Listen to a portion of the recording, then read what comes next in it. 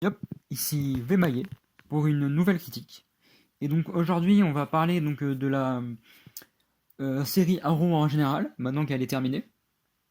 Donc bien sûr ça sera avec spoiler parce que j'ai vu le dernier épisode et je vais certainement en parler vers la fin. Mais je peux pas vous dire le timecode et tout donc désolé, je vais surtout beaucoup spoiler à mon avis.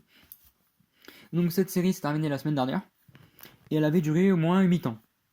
Donc je vais pas vous mentir, déjà j'ai mis énormément de temps à la commencer. J'ai commencé par Flash, puis au fur et à mesure du temps, Arrow m'a intéressé.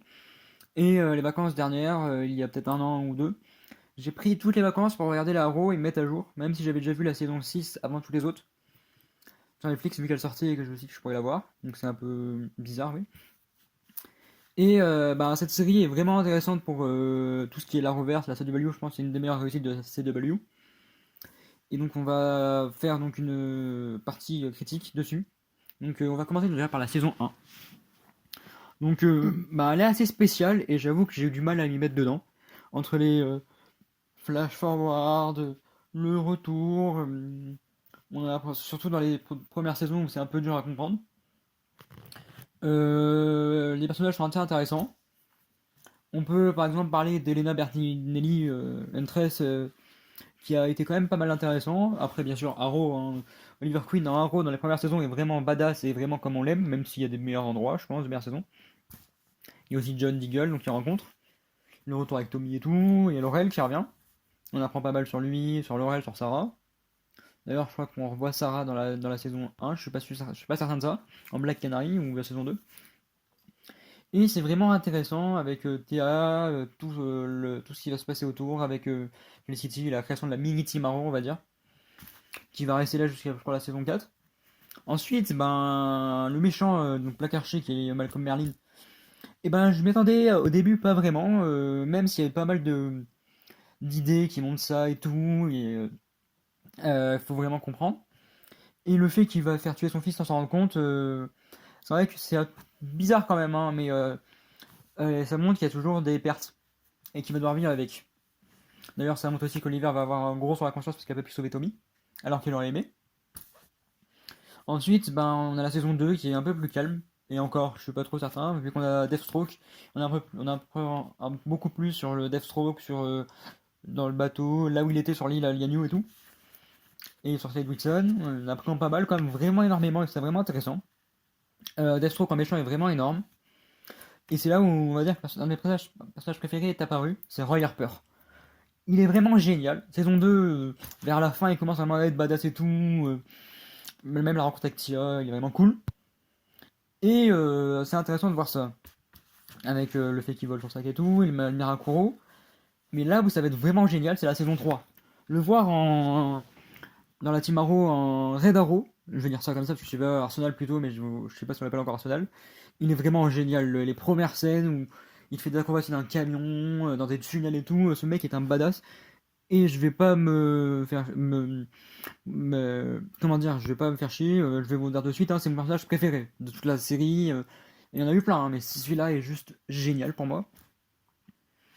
Ensuite, Ra's al Ghul en méchant, bonne idée, vraiment très bonne idée. On retrouve aussi Maceo, je crois, il s'appelle Al-Saim, et j'ai vraiment adoré à moins que ce soit le nom d'Oliver, mais j'ai vraiment adoré ce mec qui était là dans la saison 1 et 2 dans les Flash Forward. Et il est badass aussi, hein. On a aussi Katana qui arrive et je la trouve un peu meilleure quand même que la Katana de la série, du film Suicide Squad, mais bon, elles sont différentes aussi. On arrive aussi à avoir la ligue avec Nissa Al Ghul, les toutes premières choses qu'on ne savait pas avant. On apprend un peu plus sur Sarah aussi, qui était du coup dans la Ligue des Assassins. Donc vraiment génial. La fin est vraiment cool avec l'arrivée de Atom, de Ray Palmer, et qui va essayer d'avoir un peu de romance avec Felicity, mais ça marche pas vraiment à mon avis. On voit vraiment qu'il y a beaucoup de difficultés, que ça va beaucoup être différent. Et c'est vraiment cool, vraiment Ra's al Ghul. Une de mes scènes préférées, je pense, c'est la saison. C'est l'épisode 11, je crois. Le retour d'Oliver quand il y a toute la bataille avec tous les héros contre tous les méchants, dont Brickwell qui a tué la femme de Malcolm Merlyn, du coup. Parce que Malcolm Merlyn, au fin des saisons, va plutôt devenir un anti-héros, voire même un héros à la fin, hein. Ce qui est assez récurrent et assez cool. Et la fin est vraiment cool, on apprend un peu plus sur là où elles vont enlever Felicity et Oliver. La saison 4 est assez bizarre, on va dire, parce que du coup la Team Arrow va opérer sans eux. Et ils vont être obligés de revenir de leur, de leur vie paisible et tout, pour se battre face à un mec assez bien badass, c'est Damien Dark. Qui s'est opéré la magie, qui aura été bien fort et qui ça va être bien dur de le battre. Ça se voit beaucoup dans le film et tout. Il va, je crois, même rendre Felicity euh, sans l'usage de ses jambes. Je suis plus certain, mais je crois bien que c'est ça. Et cette saison 4 est vraiment cool. On a des bons moments. Par exemple, Atom qui est minuscule et emprisonné, qui va devoir être sauvé. On a le discours d'Oliver qui est vraiment génial vers la fin de la série. On a l'arrivée du coup, je crois, de Nora Dark, de sa fille. Et pas mal le commencement des crossovers entre Flash et Arrow. Il y a eu du crossover avec tous les héros, avec les légendes de Tomorrow et tout.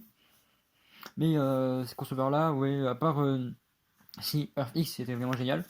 Qui apparaît, je crois, à la saison 5 à peu près. D'ailleurs, en parlant de cette saison 5, le méchant est bien amené.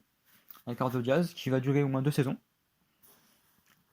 Et j'ai vraiment bien aimé voir ce mec-là, voir Ricardo Diaz donner le fil à Arthur d'Oliver. Même faire du mal à Anatoly Kniazev qui était presque un ennemi d'Oliver, qui faisait peur au début. Parce qu'Oliver a été. On apprend aussi qu'Oliver a été dans la Russie, dans la Bratva, il est aussi entraîné par la sœur de Nissa Al Ghul, donc Talia Al Ghul, comme un peu Batman d'ailleurs. C'est un peu la référence, parce que Batman a été entraîné par Talia Al Ghul, je crois, à moins que ce soit. Désolé si je me trompe, mais je sais plus si c'est Batman ou Robin, mais un des deux a été entraîné par Talia Al Ghul, donc ça fait un peu référence aux autres héros de la Justice League et de leur passé. Et c'est vraiment cool, on voit un nouveau costume pour Oliver bien plus badass, en Kevlar. On voit le Green Arrow d'ailleurs, il se fait appeler Green Arrow maintenant, depuis la saison 4. Et je crois même que c'est le moment où va arriver aussi le fils de Oliver, qu'il a eu avec un personnage de la saison 1 qui est morte, je crois, saison 6. Ou saison 5, je sais plus, il y a un moment où il meurt. Et c'est vraiment cool. D'ailleurs, je crois même que c'est pas Ricardo Diaz le vrai méchant, c'est Prometheus, mais Ricardo Diaz apparaît dedans quand même. Et c'est intéressant de le voir, même vers la fin et tout, même si Prometheus est vraiment énormément génial en méchant. Il arrive à utiliser, à manipuler Oliver parce qu'il est procureur en même temps, et Oliver est maire. Et Oliver arrive quand même bien à manipuler le monde parce qu'il est maire, mais il a quand même sa Arrow Cave en dessous. Donc il faut le faire. Qui est vraiment énorme. Et c'est là où on va avoir l'arrivée des Curtis, des Dina, des René, des Ragdoll. Et c'est intéressant parce que Dina déjà vient de Central City, elle était là-bas, donc ça fait une petite référence à Flash. Il y a un petit lien d'ailleurs, c'est ça qui est cool. Et cette saison 6-5, j'ai pas trop de rappel. La 6, pas non plus énormément, mais Ricardo Diaz en méchant était pas mal.